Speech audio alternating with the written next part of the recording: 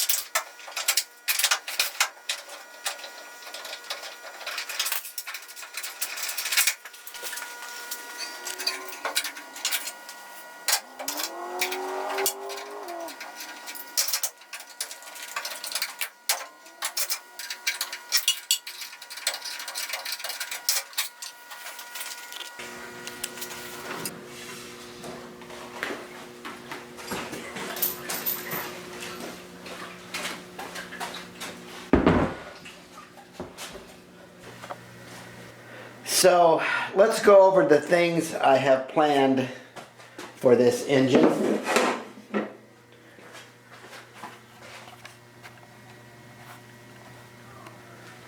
Alright, so my goal is to get the RPMs up in this motor, so I'm going to remove the governor and set up a throttle linkage. Right now I have a Black Mamba cam in there, and I'm going to go back to the stock cam. I'll tell you why later. I'm going to check the timing key, make sure that's where it needs to be. I'm going to put an oil breather on it so that for the positive crankcase ventilation. I'm going to do a little carb work, some jets probably. I'm going to change the drive sprocket on the torque converter to increase the RPM, change the gearing a little bit. Then I'm going to install this Juggernaut clutch. It likes higher RPM. I have one on the monocar and I'm real happy with it, so I got one from the Studebaker.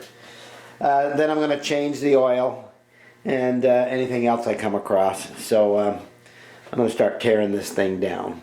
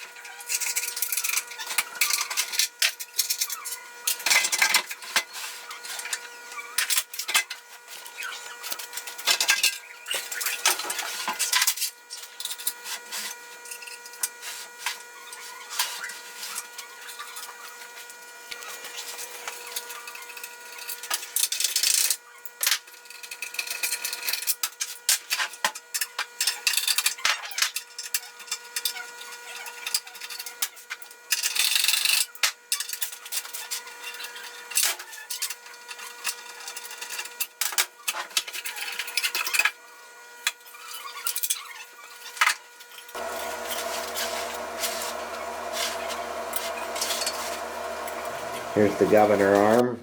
I'm going to reuse that spring, but the arm's coming off. And I'll remove this side cover, remove this shaft. There's a gear in there, I'll remove that, and while I'm at it, I'm going to put this cam in. Alright, let's continue disassembly.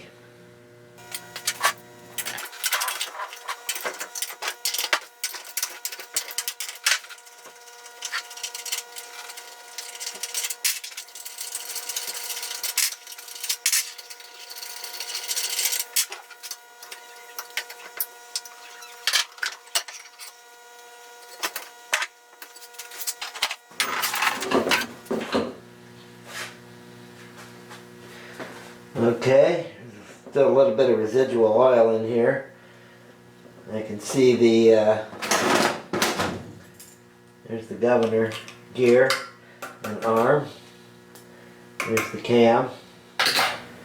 Okay, I want to replace this cam. This is a Black Mamba cam. Here's the stock cam. I rotated the crank till I could feel compression.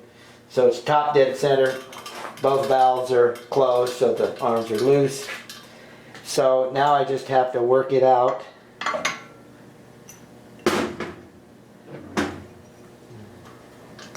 Work the other one in, lining up the timing keys, the timing marks I should say. I just have to mess with it until it drops in. That's not it yet. Nope, one more. Okay. Alright, so those are in they're lined up now, so that part is finished. So next I'm going to remove the governor. So I think you can see it. This arm here has to come out, that's on top. So let's flip this up and then remove this.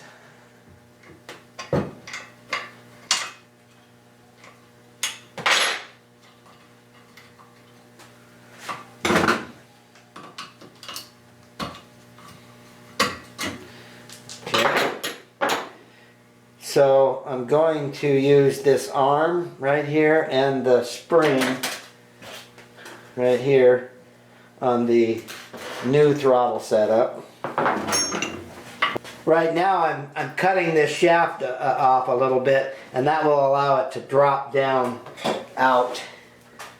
I forgot that I had to do this, and I could use a cutoff wheel. I don't know that I have one though. But this will work. It's getting through it.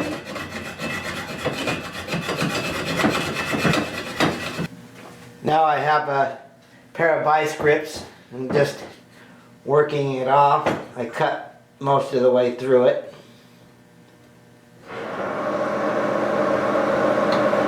Okay.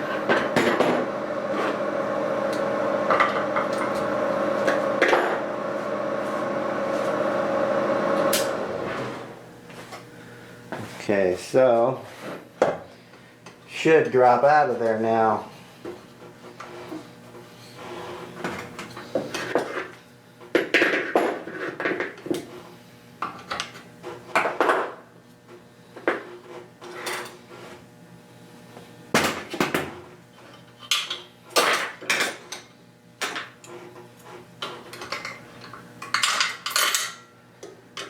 Okay. Alright, there's part of the governor arm, so that's out of there. I think I'll thread this hole and put a bolt with some sealant in it. The next thing we have to do is remove that wheel. Let's see here, zoom in on that thing. Right there, this toothed wheel. It's slipped on a shaft and held on by a couple of springs, so it needs to pull straight up straight up off the shaft. I have a technique for that I'll show you here in a minute. Okay, so I have some slender nosed vice grips clamping on to the wheel, because I got to pop it off the spring, so then I just use some needle nose here and I hit it with a hammer. And there it is. It just has to get popped off these two little springs. So, there's a washer in there. At this point, the governor is removed. I still have to plug this hole. This is the, let me back this. This is the oil sensor here. We cut this yellow wire on the outside because if the oil gets too low, it'll kill the motor. So we just leave that in there. It's not doing any harm. It plugs the hole. So the cam is in and the governor is removed. I just have to plug this hole. Here's all the parts to the governor, in case you were interested.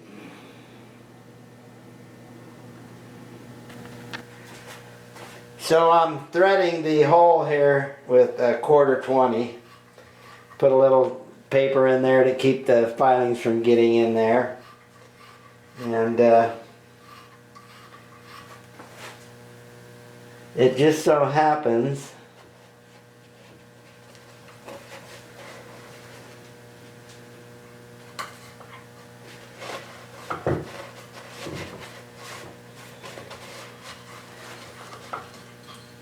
that I didn't have to drill out the hole. It's pretty much just the right size. I'm going to put sealant on the thread, so because I took the governor off the engine for the monocar and oil had worked its way up through here. I didn't seal it very well and it all got dirty in here, so that should be good enough. Let's see.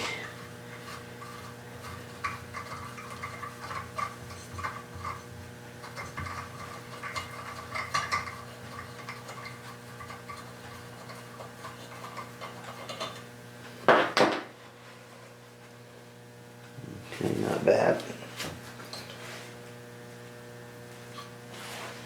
I hope this isn't too long. This is a 3/4 inch bolt. I prefer a 1/2 inch, but I don't have one. Oh, it's going to work out. Okay, it doesn't stick out. Just the right length. So I'll just put some Loctite on that and call it good. And that finishes removing the governor. Just have to put it back together now. Put some fresh oil in it.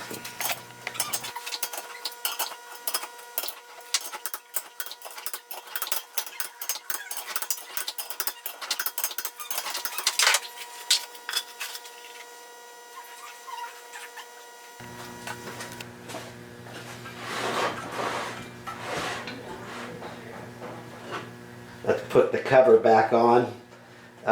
If you've been watching the videos before, I changed these valve springs to the heavier version, and I'm going to leave them that way. So that's everything where it needs to be.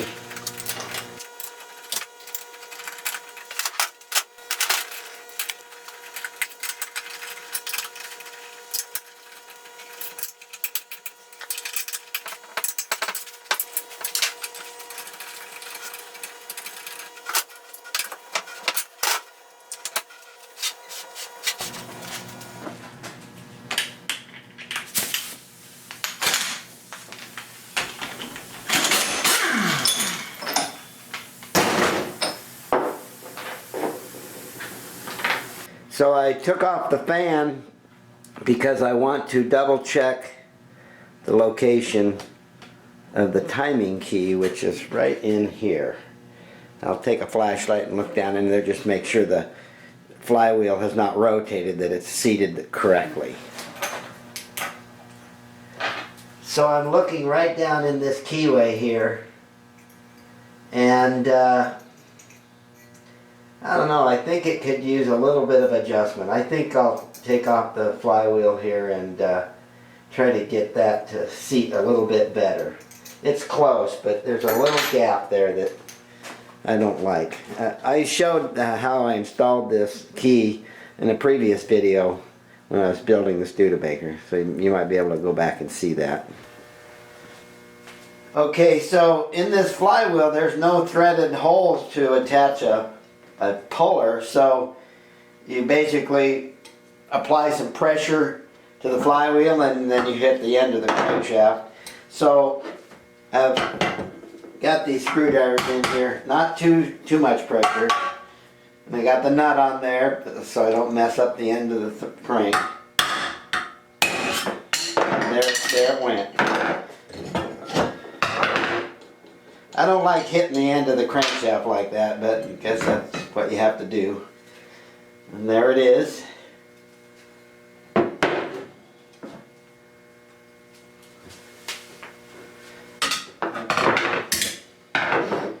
Well, that wasn't too hard.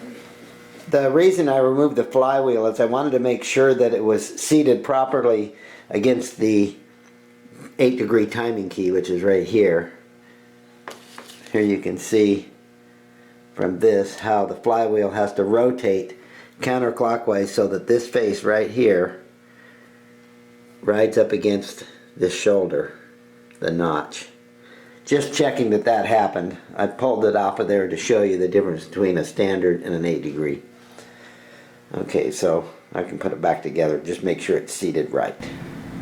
Okay, I'm ready to slip the flywheel back onto the shaft. There's the key and the shoulder. And I have the spark plug in so there's some compression because I don't want this to rotate the crank until I get the flywheel seated properly. Then I can spin it around. Okay, let's put it on.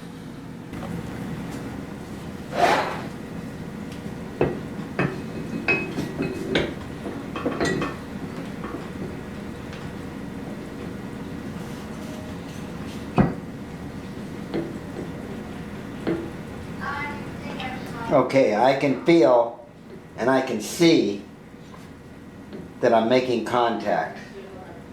So I just need to get this nut tight. Don't let it shift.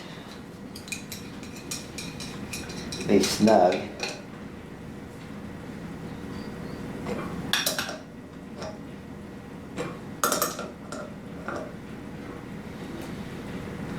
There, that's just temporary.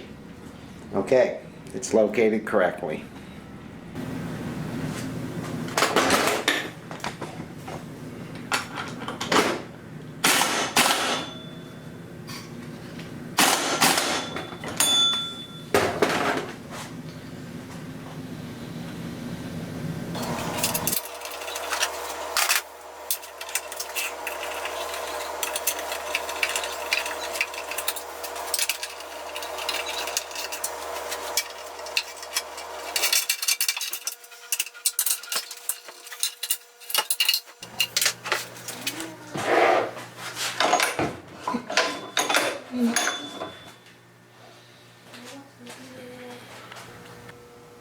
So let's talk about the throttle setup. When you remove the governor, you have to come up with your own throttle linkage. And when I did the monocar, I purchased this setup right here, the clevis and this arm, and I believe even this rod. This piece here that holds the cable is part of the original throttle plate that I cut up and modified so I could retain this part right here that holds the cable. For the Studebaker, I have a clevis coming, and I'm going to make this setup right here and then reuse the arm from the original throttle plate, and then that's the spring I'm going to reuse. So I'm making this piece right here now. Here I have a piece of steel. It's the right thickness. This is basically the pivot hole, and I'm going to use this threaded hexagon rod here. And then the short screw will go in the bottom and come up through the shroud. And then one of these screws will go down through the top, and they'll come together and leave just enough gap for this to rotate.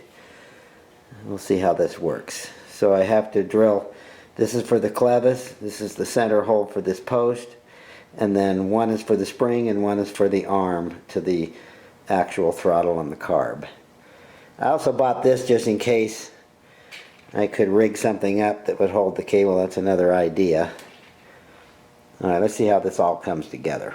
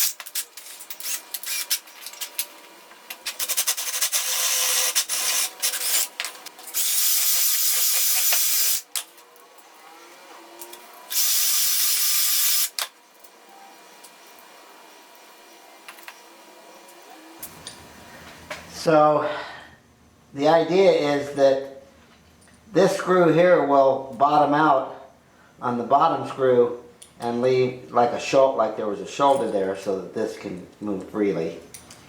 There'll be a gap here, which will be the thickness of the metal in the shroud. So I have 3 different bolt sizes to get that just right, or I'll trim it a little bit. But once I get it right, I can Loctite it and it should hold up pretty good. Alright, now I just need the clevis and work on the shroud a little bit.